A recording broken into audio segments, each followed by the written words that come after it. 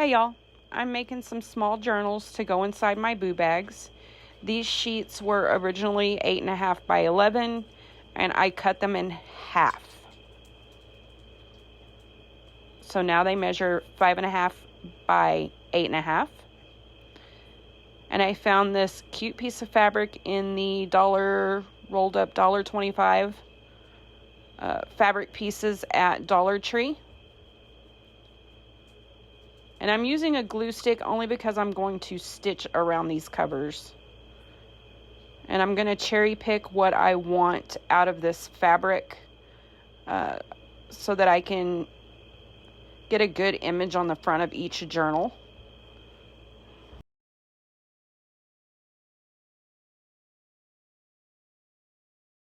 And I'm just going to do a rough cut around each page for now.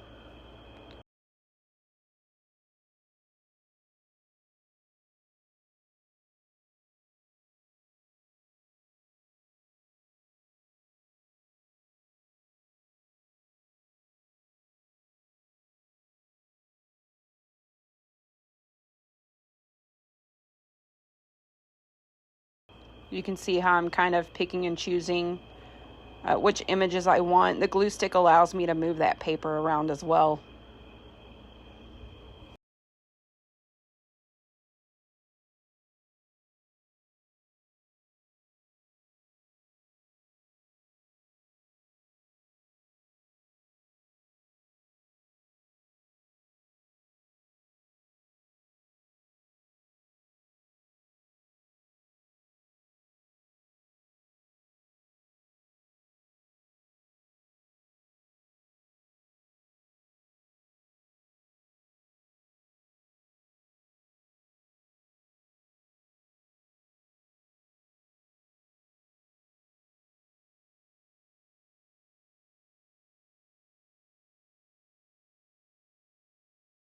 Now I'm going to take these to my sewing machine and stitch around the edge of the black paper about 1/8 of an inch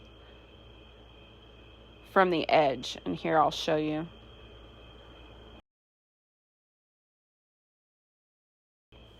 And then I'm going to take a pair of pinking shears and cut around all of the edges and leave a little border around somewhere around between 1/8 and 1/4 of an inch from the edge of the paper.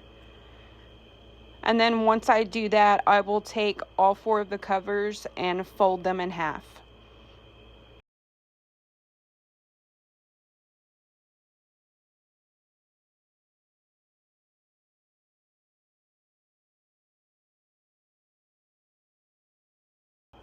I pre-prepped the sheets of paper that I'm going to use for the pages inside, and it's white cardstock. And I used 5 sheets per journal, so there'll be 20 pages front and back. And I cut them 5 1/4 inches tall so that they fit nicely inside the cover.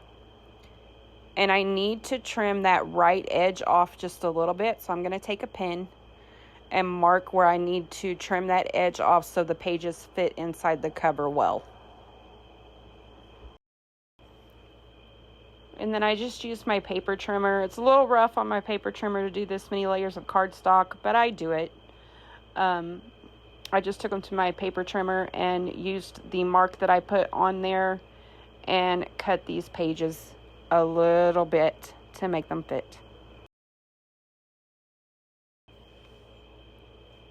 So I'll trim and then get rid of the excess pieces, open up the pieces that I've cut, and then trim the next section. And I have to push really hard to get that little blade to cut through those, but it works out. And now these pages fit snugly inside the journal cover. And I have this old dictionary that I use as a book cradle. I paid $1 for it. It's been amazing. I've used it for 4 or 5 years now, and it still works just fine. And I'll take the cover, center the pages inside of it where I want them. I'm going to do a 3-hole pamphlet stitch to stitch these pages into the cover. I'm just trying to find a template that works best for the size of the journal that I'm making, and then I decide to use this one.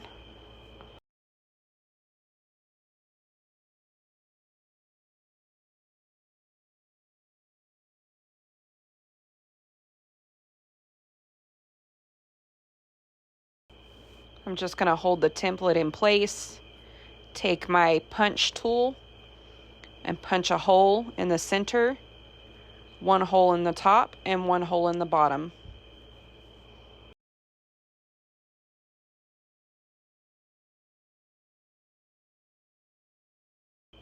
And I'll do this for all 4 journals. Now I'm going to measure some crochet weight thread across the height of the journal. I'm going to take 3 lengths, so 1, 2, and 3, and I'll cut it there. And that'll be the length of thread that I need to stitch the journal together with. Now I use a plastic embroidery needle. It's a blunt tipped needle. It's not sharp, and it has a larger head on the top of it, and that's what I use to stitch my journals together with. Find a needle you're comfortable with and do as you please. I find that I don't accidentally poke holes into my journals where I don't want them if I'm using this blunt needle. And I'm going to go into the center on the inside of the journal first and kind of hold on to that thread. And I know I'm off camera here. I may be off camera for a bit. There we go. I held that first thread. Then I went through the outside on the top. I'm going to go through the inside on the bottom.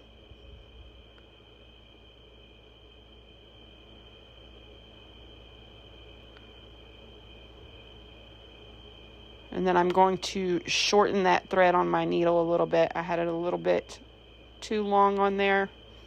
So I'll move my needle towards the other end.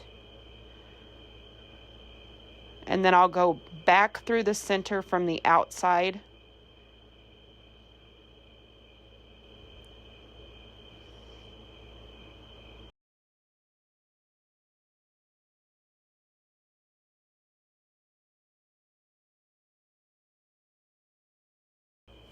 And I'm off camera again.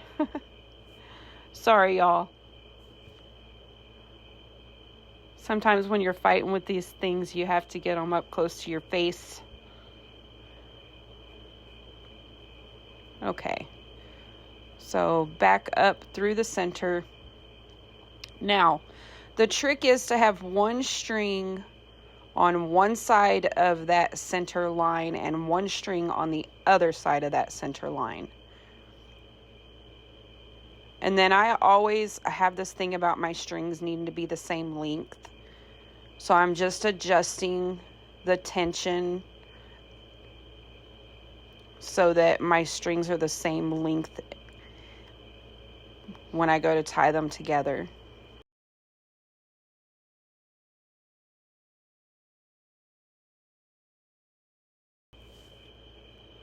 Okay, and then you want to make sure your strings are tightly pulled, but not so much that you're going to rip through the pages.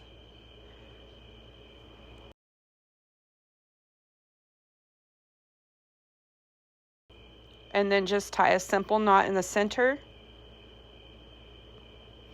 And you can leave them like that, but I tend to tie a knot and then a bow so there's enough length left in the strings that if the owners want to add charms or dangles or beads or anything to the strings, they can untie that bow and have plenty of string left to embellish the journal.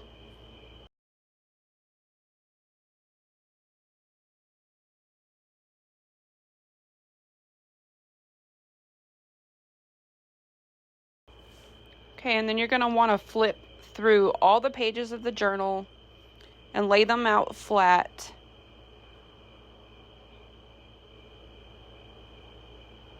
Press on them a little bit. There's the center. Here's where I need to press to make them lay flat. And it's just a little bit of a curve that happens to the journal pages after you've stitched them in. Okay, and this journal is done, but I'm going to add a tie to these journals. I have some black eyelash trim. It's a type of yarn. You find it in the yarn section if your stores still carry it. A lot of this trim was discontinued. I find it's getting harder and harder to find this trim in popular stores.